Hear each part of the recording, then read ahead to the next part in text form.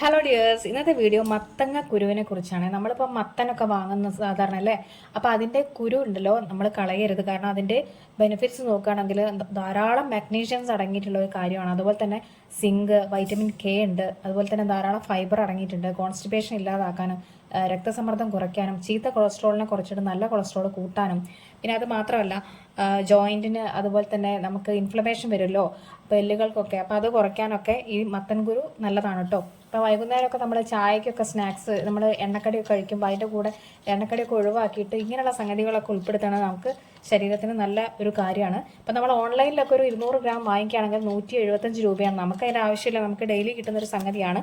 എന്നാലും പല രോഗങ്ങളെ ചെറുക്കാനും ഇതുകൊണ്ട് സാധിക്കും.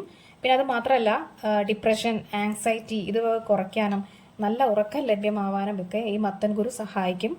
അപ്പം നമുക്ക് ഈ വീഡിയോ നിങ്ങൾ എല്ലാവർക്കും ഷെയർ ചെയ്യുക. അപ്പം ഈ മത്തൻ കുരു കിട്ടിയണ കളയരുത്. ഈ വീഡിയോ ലൈക്ക് ചെയ്യുക, കമൻറ്റ് ചെയ്യുക.